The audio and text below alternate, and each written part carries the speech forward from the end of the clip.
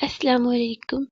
My name is Ifa Wahid and today we are going to discuss rubella, its introduction, transmission, symptoms, complications, diagnosis and treatment. Let's start with the introduction. Rubella, also called German measles और 3-day measles, contagious viral infection है, मतलब ये एक person से दूसरे person में फैल सकता है और इसका डिस्टिंक्टिव फीचर ये है कि इसमें रैश होता है रेड कलर का। मीजल्स की तरह ये सेम नहीं होता क्योंकि ये डिफरेंट वायरस की वजह से कॉज होता है और इसके सिम्टम्स भी उससे कुछ कम होते हैं। मीजल्स ज़्यादा एक कॉम्प्लिकेटेड सिचुएशन होती है। मीजल्स की निस्बत रुबेला जो है लेस इन्फेक्शियस होता है, मतलब उतना ज़्यादा फैलता नहीं है और उससे थोड़ा सा कम स्वेयर होता है।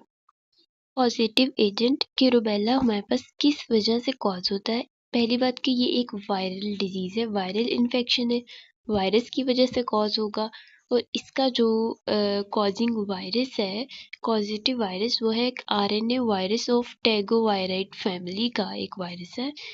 ह्यूमंस में वो रहता है, उसका रिजर्वायर ह्यूमन है और सोर्स है नेजोफेरिंजियल सिक्रीशंस, मतलब ड्यूरिंग कफिंग या स्नीजिंग जो सिक्रीशंस हमारे नोज़ या माउथ में से रिलीज होती हैं उनके थ्रू ये फैल सकता है। नेक्स्ट हम देखेंगे transmission of rubella. Rubella transmit कैसे होता है। जैसे अभी हमने बात की कि ये नेजोफेरिंजियल सिक्रीशंस के थ्रू फैल सकता है, तो उसमें अगर स्नीजिंग या कफिंग हम कर रहे हैं, कोई पर्सन है वो कर रहा है जिसको रुबेला है और वो लाइक अपने फेस को सही से कवर नहीं कर रहा, तो वो दूसरे पर्सन में फैल सकता है क्योंकि स्नीजिंग या कफिंग के दौरान उसके जो ड्रॉपलेट्स होते हैं, सिक्रीशंस होती हैं, वो एयर में आ जाती हैं। तो अगर उस एयर में कोई दूसरा इंसान सांस लेगा तो उसको भी रुबेला वायरस हो सकता है। इसके अलावा इसकी इनडायरेक्ट ट्रांसमिशन भी हो सकती है।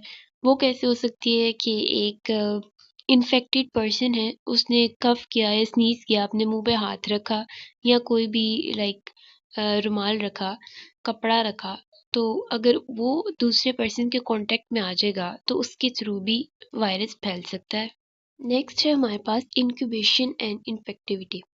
इंक्यूबेशन या इंक्यूबेशन पीरियड क्या होता है, वो टाइम कि जिसमें बॉडी में वायरस आ चुका होता है लेकिन अभी सिम्टम्स जो होना स्टार्ट नहीं होते, मतलब बॉडी इन्फेक्शियस हो चुकी है, इन्फेक्टेड है पर अभी सिम्टम्स शो नहीं हो रहे, उसको हम बोलते हैं इंक्यूबेशन पीरियड। तो रुबेला का इंक्यूबेशन पीरियड यूजुअली होता है 14 टू 23 डेज या 18 डेज एवरेज, ठीक है। इन्फेक्टिविटी पीरियड वो होता है कि जिसमें हमारे पास सिम्टम्स शो हो जाते हैं, ठीक है।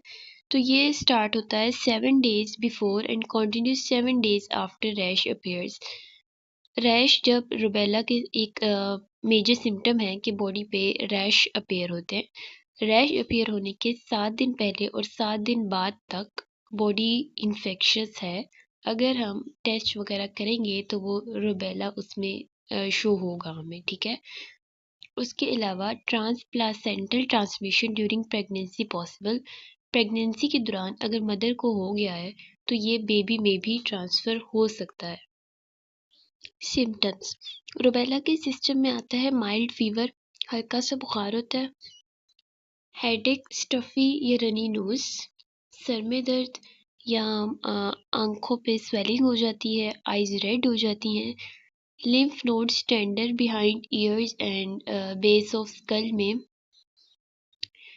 पिंक रैश अपीयर हो जाते हैं। और इसका ये फीचर है कि जो रैश है वो हमारे फेस से बिगिन होते हैं और वो आहिस्ता आहिस्ता हमारी बॉडी तक जाते हैं, मतलब पहले फेस पे हुए, फिर हमारे आर्म्स पे होंगे, उसके बाद हमारी लेग्स पे होंगे और डिसअपीयर भी ऐसे ही सेम सीक्वेंस में हो जाएंगे।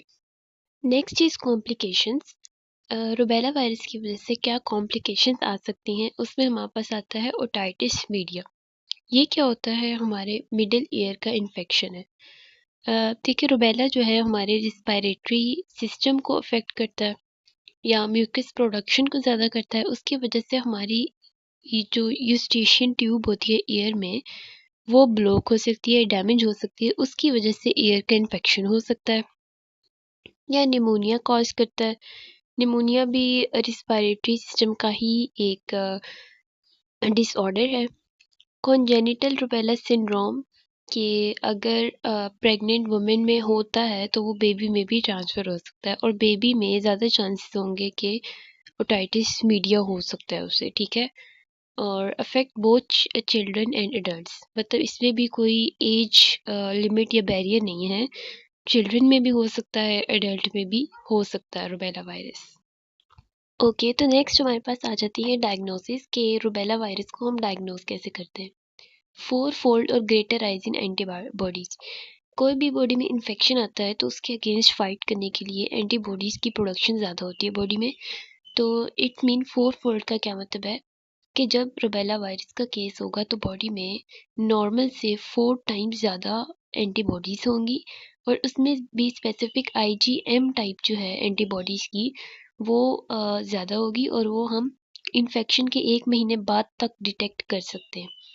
उसके अलावा अगर कॉन्जेनिटल रूबेला वायरस है, मतलब मदर से बेबी में आया है, तो उसको भी हम डायग्नोस कर सकते हैं थ्रू कल्चर टेस्ट। मतलब हम कल्चर लेते हैं, कोई भी हम लाइक म्यूकस लेते हैं या सलाइवा लेते हैं, ब्लड लेते हैं, उसको हम माइक्रोस्कोपिकली एग्जामिन करते हैं, और उसमें हम डायग्नोस करते हैं कि ये वायरल कोई डिजीज़ है या बैक्टीरियल है या किस वजह से कॉज हो रही है।